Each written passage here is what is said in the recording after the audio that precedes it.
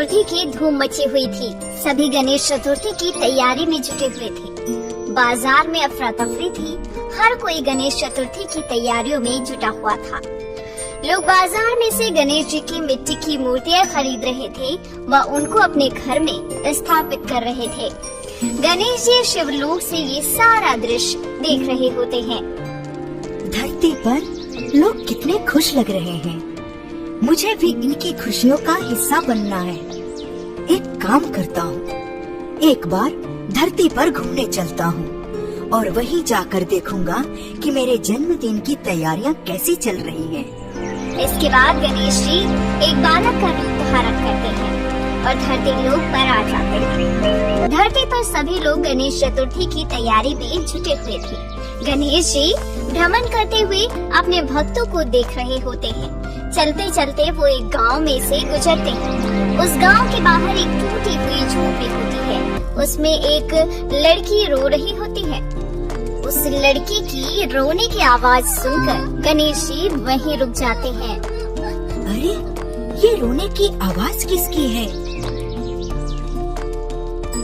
दादी, मुझे भी गणेश जी की मूर्ति घर में स्थापित करनी है। मेरी सारी सहेलियां गणेश चतुर्थी की तैयारियां कर रही हैं। मुझे भी गणेश चतुर्थी मनानी है। मुझे भी गणेश जी को अपने घर लाना है। प्रिया, क्यों जिद कर रही हो? तुम्हें पता है ना, हमारे पास 2 वक्त के खाने के पैसे नहीं हैं। हम गणेश जी को अपने घर कैसे लेकर आएं? अगर हम गणेश जी को अपने घर लाएंगे तो उनको हमें अच्छे पकवान, मिठाइयाँ, फल खिलाने होंगे और हमारे पास तो इतने पैसे ही नहीं हैं। अगर गणेश जी हमारे घर आए तो वो भूखे रह जाएंगे। हाँ दादी, आप सही कह रही हो। अगर गणेश जी हमारे घर आएंगे तो वो भूखे रह जाएंगे। हम उन्हें अपने जैसा खाना तो नहीं खिला सकते ना। हे गणेशा, मुझे माफ कर दो। इस साल हम तुमको अपने घर नहीं ला पाए। अब क्या कर सकते हैं? हमारे पास इतने पैसे नहीं हैं कि हम तुम्हें अपने घर बुला सके। अगर मेरे माता पिता जीवित होते तो हम जरूर तुमको अपने घर ले आते। कोई बात नहीं गणेशा, अगले साल हम तुम्हें अपने घर जरूर लाएंगे। ओहो, ये मेरे भक्त कितने भोले हैं। इन्हें लगता है कि मैं भोग चढ़ावे से प्रसन्न होता हूँ, लेकिन इन्हें ज्ञात नहीं है मैं तो मनुष्य के भक्ति भाव से ही प्रसन्न रहता हूँ। मुझे जाकर इनकी मदद करनी चाहिए। अरे बालक, तुम कौन हो? मैया, मेरा नाम गणेशा है। मेरे पास कोई घर नहीं है। क्या मैं कुछ दिन के लिए आप लोगों के साथ रह सकता हूँ? इसके बदले आप जो बोलोगे मैं वो सारे काम कर दिया करूँगा और मैं आपकी सारी बात भी मानूंगा। ये बालक इतना कोमल है, इसे मैं कैसे मना कर दूं? नहीं नहीं, इसे मैं मना नहीं कर सकती, वरना मुझे पाप लगेगा। कोई नहीं, कुछ दिन की तो बात है। आधा रोटी कम खा लेंगे। तुम मेरे घर पर रह सकते हो गणेशा, आ जाओ। यहाँ पर मैं और मेरी बेटी रहते हैं। तुम हमारे साथ रह सकते हो। शारदा भगवान गणेश को बालक समझकर अपने घर में स्थान दे देती है। मैया, आज तो गणेश चतुर्थी का प्रथम दिन है। आज आपने गणेश चतुर्थी की कोई तैयारी नहीं की?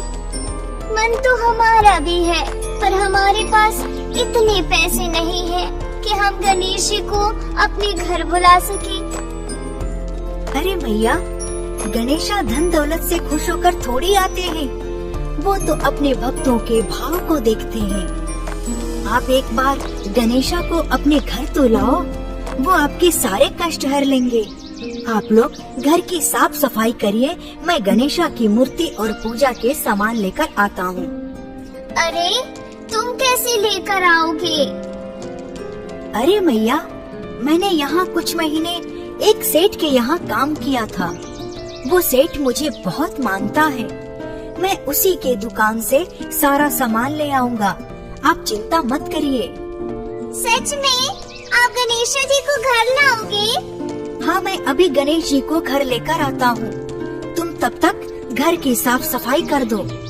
बाल गणेश घर के बाहर जाते हैं और अपनी शक्ति से एक गणेशा जी की मिट्टी की मूर्ति और कुछ फल और पूजा सामग्री उत्पन्न करते हैं।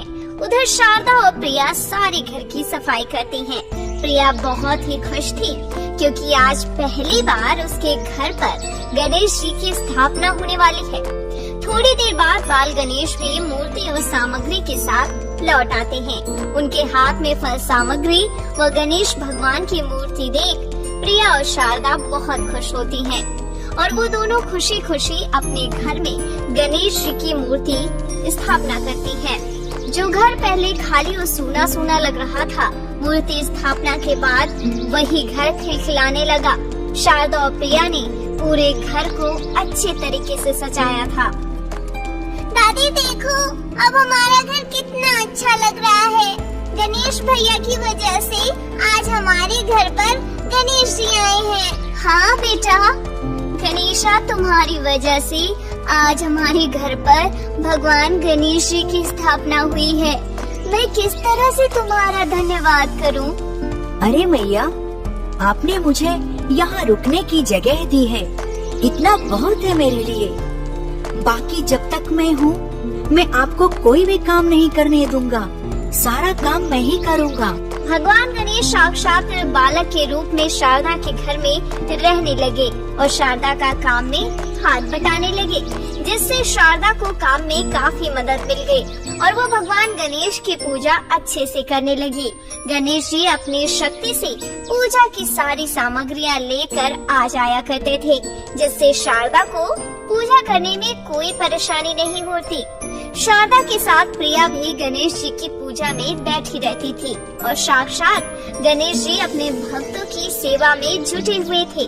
प्रिया और शारदा को शायद ये पता भी नहीं था कि गणेश कोई बालक नहीं बल्कि भगवान गणेश है।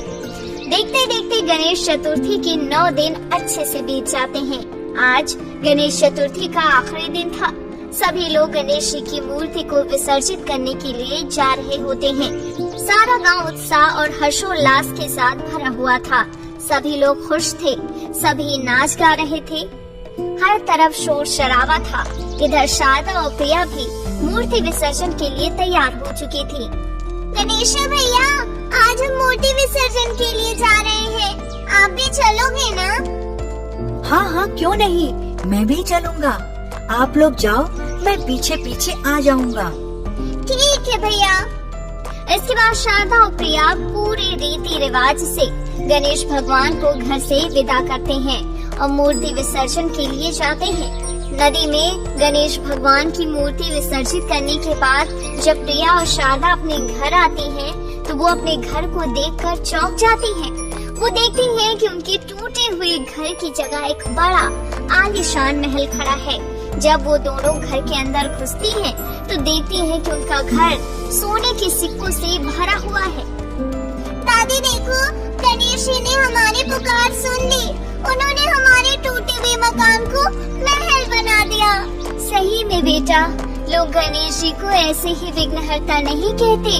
उन्होंने तो कुछ ही दिनों में हमारे सारे विघ्न हर लिए। पर दादी, गणेशा भैया कहाँ हैं? वो तो हमारे साथ विसर्जन के समय भी नहीं थे। हाँ, ये तो मैंने भी ध्यान नहीं दिया। जा प्रिया, गणेशा जी को खोज कर ला, कहीं वो बाहर भटक तो नहीं गया बेचारा। मैया, इसकी कोई जरूरत नहीं है। मैं तो बस 10 दिन के लिए ही आया था। अब धरती पर मेरा समय पूरा हो गया तो मेरे भक्तों ने मुझे विदा कर दिया। आप चिंता मत करो मैया, अगले साल फिर से मैं आपके पास आऊँगा और आपके साथ रहूँगा। दादी, ये किसकी आवाज है? अरे पगली, तू अभी तक नहीं समझी? ये भगवान गणेश की आवाज थी और हमारे साथ रहने वाला गणेशा कोई और नहीं, भगवान गणेश ही थे, जो बालक के रूप में हमारे घर हमारा कष्ट हरने आए थे। प्रिया और उसकी दादी समझ गई थी कि गणेशा कोई और नहीं, भगवान गणेश थे। ये जानकर दोनों की आंखें भर आई। भगवान गणेश की कृपा से शारदा के घर में खुशियों के दिन लौट आए अब उनके पास किसी चीज की कमी नहीं थी। वो धन्य धान्य से संपन्न हो चुकी थी। इसके बाद वो हर साल गणेश चतुर्थी का त्योहार बड़ी ही धूमधाम से मनाने लगे।